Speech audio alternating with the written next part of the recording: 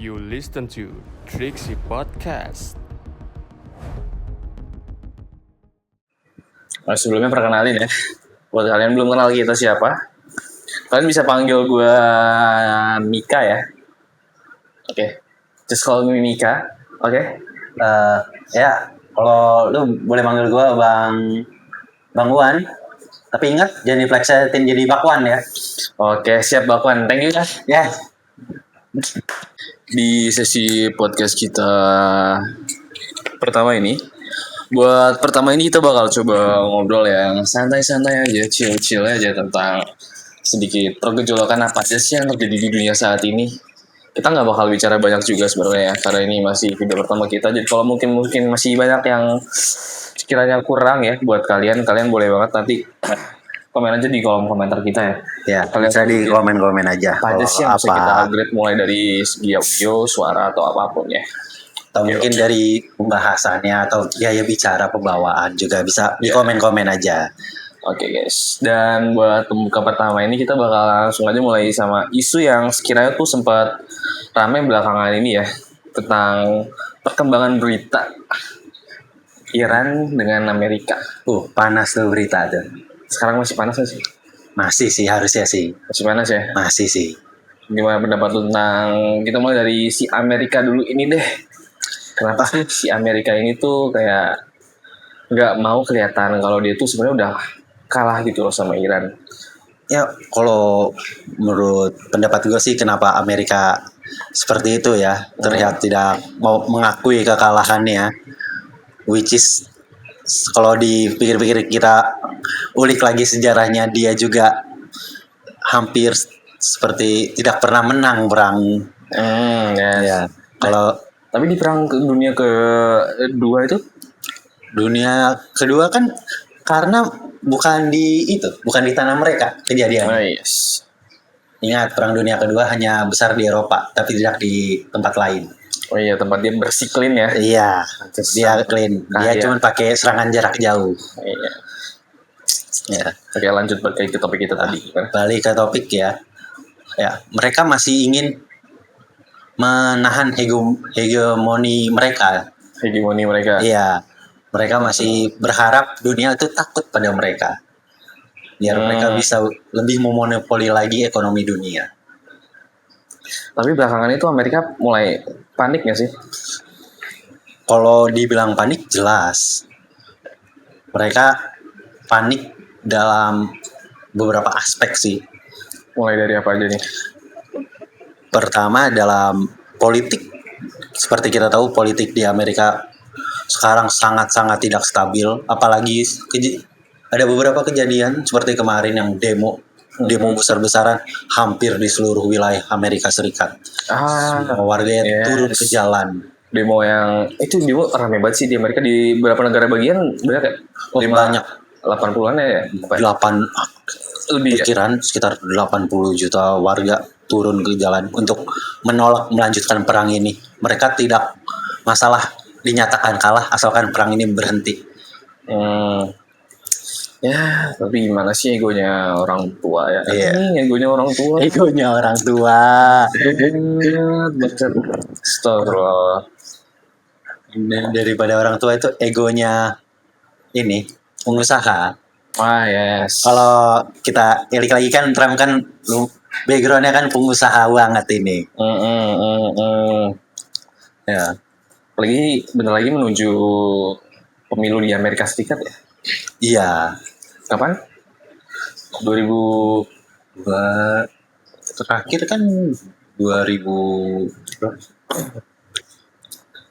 Gue juga lupa sih sebenarnya sih ya. Ya, pokoknya sekitar 1 atau 2 tahun lagi sih harusnya. Nggak lama dari itu. Terus kita balik lagi ke sisi di sebelah timur ya. Iya, Dari sisi Iran ini nih. sisi Iran ya. Yes. Menurut lu gimana sih? Kalau menurut gua Iran untuk sisi politiknya sih, walaupun kita sempat menerima kabar bahwa salah satu petingginya telah berpulang gitu, telah tewas. Tapi untuk overall rakyatnya lebih solid daripada lebih mendukung pemerintahannya daripada apa yang terjadi di Amerika sana. Kalau dilihat-lihat sama kasusnya yang terakhir di Venezuela, menurut lo Amerika jelas kalah jauh nggak sih? Kalau kalau kita pakai hitung-hitungan matematika ekonominya, mereka kalah jauh karena mereka membuang sumber daya yang sangat besar dalam perang ini dengan return yang hampir nggak ada sih sebenarnya sih. Ini nggak ada Makanya return apa ya? sebenarnya perang ini juga aneh gitu kan. Mereka kayak nggak bisa dapat untung apa sebenarnya. Iya, Dalam apa sih yang sebenarnya mereka incer tuh? Ya itu tadi mereka ingin mengendalikan dunia. Mereka nggak mau ada negara-negara pembangkang yang nggak setuju sama mereka punya resource lebih maju atau lebih kuat dari mereka. Tapi di Iran tuh ada apa sih di Iran? Ya ini hanya bersama rumor ya. Ya. Kita tahu Iran itu memiliki salah satu persenjataan yang paling kuat di dunia. Dan rumor-rumornya mereka juga punya nuklir. Dan rudal balistik antar benuanya Iran juga salah satu yang paling bagus emang. Oh, pantesan Amerika. Mereka nggak mau ada yang di luar kendali mereka. Oke, berarti kita langsung aja menurut tuh buat impact jangka panjangnya aja deh. Menurut tuh gimana sih nih? Terutama buat geopolitik global dan juga perekonomian global. Efek jangka panjang yang dapat ditimbulkan nih gara-gara gelut mereka nih. Efek jangka panjang yang paling jelas harga-harga energi dunia pasti bakalan meroket gila-gilaan ya. Karena penutupan Selat Hormuz yang dilakukan oleh Iran. Yes. Bahkan beberapa negara tuh udah mulai krisis energi ya. Iya. Beberapa negara yang pengimpor minyak dari negara-negara Teluk mulai merasakan krisis energi yang parah. Seperti contohnya di India kemarin. Ini apa tuh di India tuh? Di India kelangkaan minyak itu membuat banyak banget yang mengantri di SPBU untuk mengisi kendaraannya sampai terjadi sedikit chaos di sana. Itu karena emang bener-bener energi tuh mulai langka di sana ya? Iya, karena memang dari India sendiri mengimpor sekitar 80% energi minyak dari negara-negara Teluk. Dan ketika pasokannya berhenti sepenuhnya ya negaranya kolaps. Tapi buat negara kita sendiri tuh untuk minyaknya mungkin masih ada lah ya? Bisa dibilang masih aman sih kalau untuk negara kita. Soalnya lu tau gak sih anjing, terakhir gue tuh ngantri buat beli bensin karena kebetulan waktu itu bensin gue habis kan. Iya. 2 hari yang lalu kalau nggak salah ada, gue tuh nyari SPBU bang, muter-muter sono sini ya kan. Gue tuh nyari tuh mana sih SPBU yang sekiranya tuh antreannya tuh sedikit nggak yang sepi lagi, gue nyari yang sedikit iya karena yang sepi tuh nggak ada. Gue ngeliat antrian tuh sampai jalan-jalan gitu bang, mobil sampai keluar jalan. Kata gue ini jalan yang dua arah nih, jadi one way bang. Anjing, orang ngapain tau. Dan isu yang kenaikan itu kan Pertamax ya waktu itu ya, apa? Ya nggak sih? Apa semuanya? Lebih tepat Pertamax yang hoax yang itu bakalan ada kenaikan harga. Nah itu gue kan ngantri tuh, gue udah dapet pom bensin nih yang antriannya sedikit nih ya. Agak anjing sih, gue udah ngantri panjang lebar ya udah berapa menit gue ngantri tuh ya, kurang lebih sekitar hampir 30 menitan gue ngantri bang. Gue udah deket nih sama stasiun pengisian bahan bakarnya nih ya. Deket banget. Tiba-tiba ada petugas keluar bang, dia bawa pelangkon, terus di konnya itu tuh ada tulisan gitu bang di kertasnya, Pertalite habis. Ya gimana, gue mau pakai Pertalite kan ya. Gue ngantri buat dapetin Pertalite kurang lebih 30 menit, dan ketika antrean gue deket habis bang Pertalite bang. Dan gue baru ngeh ketika gue udah deket sama tulisan itu anjing. Asli kan agak jauh karena dia nulisnya di kertas A4, emang agak konyol sebenarnya. Ya, harusnya lebih proper sih tulisan. Dikira gue ngeliat kali, anjing, goblok sih ya. Astagfirullah. Astagfirullah. Gue liat orang banyak yang muter balik kan, gue gak tahu kenapa tuh orang-orang pada muter balik, kenapa? Apa dompetnya ketinggalan, apa gimana? Kompornya lupa dimatiin, nggak diingetin bahlil, gue kan nggak tahu. Diingetin banget. Ya, nah, itulah itu curhat dikit gue aja sih kemarin ya. Dan buat krisis kita sendiri sebenarnya enggak lah ya, kita masih bisa Enggak. aman banget kan, masih bisa ditekan sama APBN kan ya. Kalau kita masih itu dari pemerintah sendiri juga, dari perintah dari Presiden Prabowo juga menekankan untuk BBM subsidi itu untuk angkanya stabil, tidak ada kenaikan harga. Tapi untuk masalah yang banyak antri di SPBU, mungkin itu juga salah satu apa ya, akibat dari berita yang marak tersebar di internet saat ini, Ya, yang berita, menyebabkan panik buying. yes, berita-berita hoax kayak gitu tuh, kalian tuh ngapain sih nyebar-nyebar kepanikan kayak gitu di masyarakat ya? Usahain ya kalian jangan nyebar-nyebar berita yang hoax gitu. Usahain cross check sekali 2 kali gitu. Iya, Untuk kalau kalian dapat berita yang sekiranya sumbernya tuh nggak Ya. kredibel ya, dapat jelas dipertanyakan gitu kan. ya. Contohnya di sini kalian bisa coba lebih cross check lagi ke media yang sekiranya lebih besar, udah punya nama ya. Tuh kalian cari-cari lagi tuh. Gue juga sempat beli sepeda kan ya. Oh iya, itu tuh untuk masalah sepeda di beberapa negara Eropa, khususnya negara Eropa Utara, warganya mulai mengeluarkan sepeda dari garasi mereka. Ya, Mereka sudah mulai prepare, sudah mulai diperhalus lagi, diperbagus lagi sepedanya. harga sepeda bakal naik lagi nggak nih? Kira-kira? Seperti sih tidak ya, Enggak lah ya. enggak lah ya. Situ kan kalau emang udah naik lagi kan bagus lah, gue udah beli sepeda. Ya, Gue pengen bike to work. ya. Sepeda ke tempat kerja.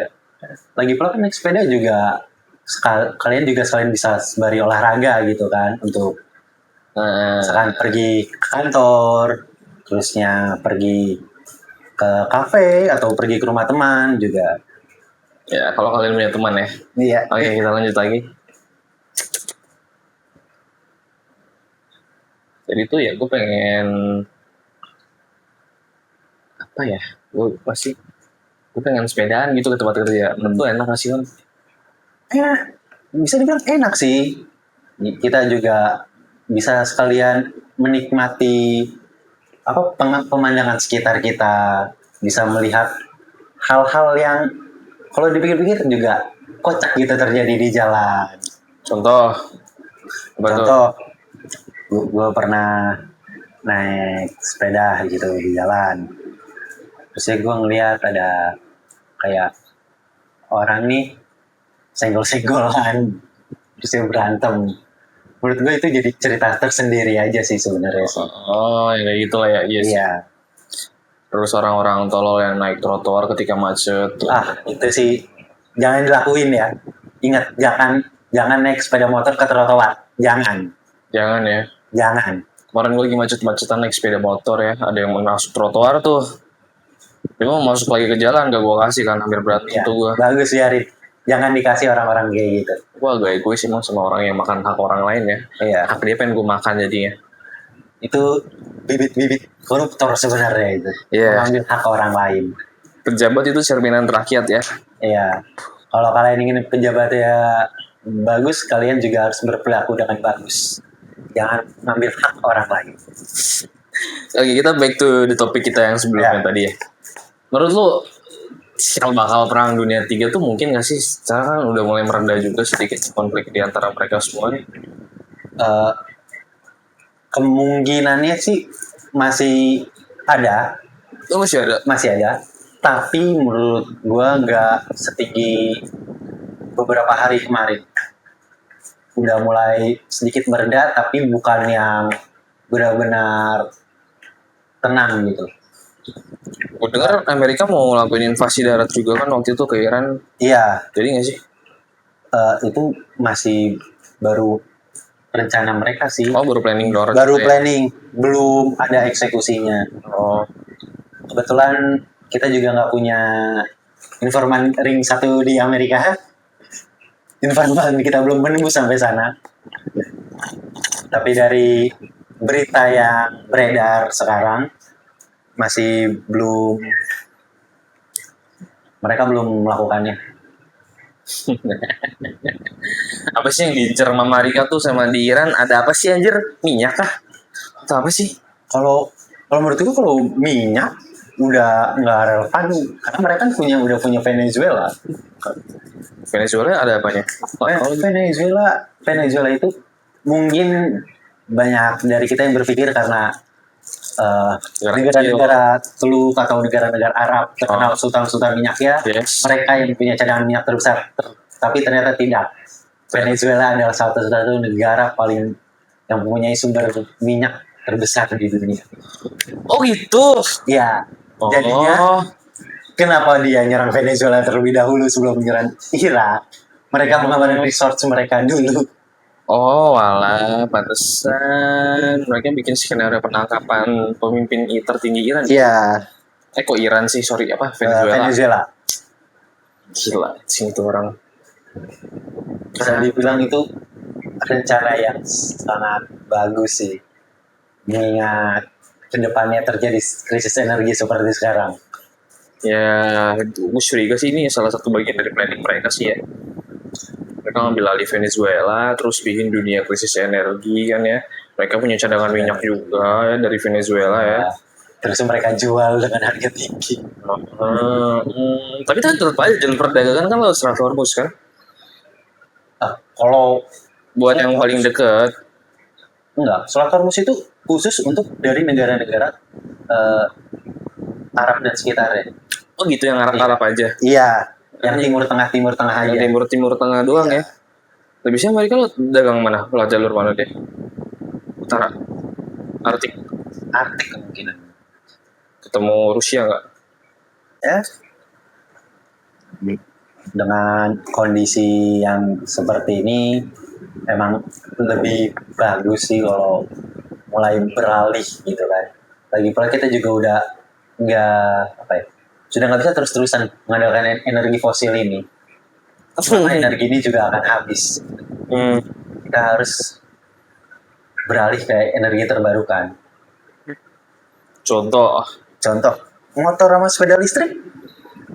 Menurut saya itu teknologi yang emang untuk masa depan gitu kan. Overall seperti kita tahu, kita bisa mendapatkan energi listrik dari energi yang lebih bersih gitu. tapi di balik penggunaan energi listrik sendiri yang katanya digambang-dambakan, didamba-dambakan jadi pengganti bahan bakar fosil ya. Untuk mendapatkannya sendiri buat si baterai itu kan mereka biasanya butuh kobalt kan. Iya. Kalau nggak salah tuh gue pernah denger di mana gitu, sebuah negara yang dia tuh punya cadangan kobalt yang besar ya. Negara apa sih itu gue lupa anjir, di daerah Afrika ya. Afrika. Yang dia tuh bahkan penduduk aslinya sendiri tuh nggak bisa menikmati hasil dari kekayaan alam yang mereka miliki sendiri itu. Tahu nggak sih lo? Kayak negara yang itu tuh. Kayaknya ya. Ya sih Kayaknya ya. Kekayaan alamnya dikeruk tuh diambil, tapi yang nikmatin asing. Karena di ini kan. Iya pak. Ya.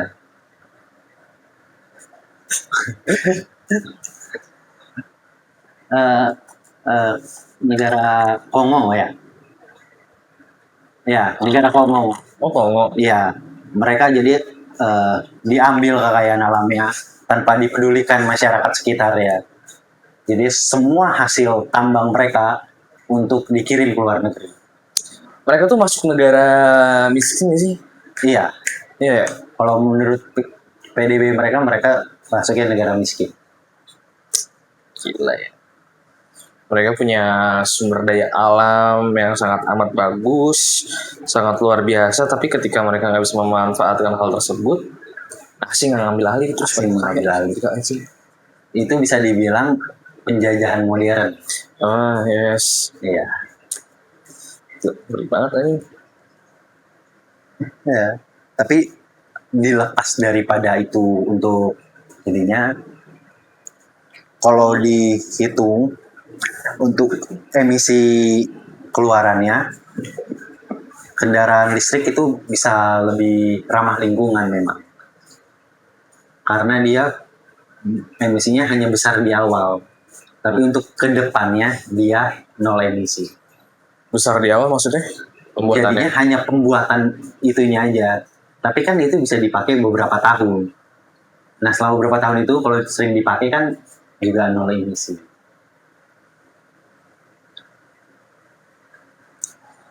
Persamaan Kongo sama Indo sama-sama punya sumber daya alam, tapi apa tadi? Cuma jadi penonton ya. Sumber daya.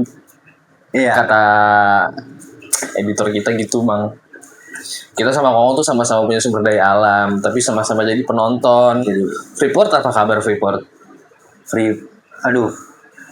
Kalau mau Freeport dia udah susah sih karena kalau dibilang cadangannya masih banyak juga seperti mungkin nggak terlalu banyak juga ya. Soekarno ngapain sih? Soekarno ngapain? Sekarang Soekarno udah nggak ada, udah meninggal. Sekarang sudah Ngapain udah wafat. iya, ngapain dia? Presiden pertama kita. Oke, kita balik lagi ke apa sih persamaan kita sama Kongo tuh ya? Kongo ya. Iya, kenapa? Kita tuh punya sumber daya alam Iya. yang banyak kan?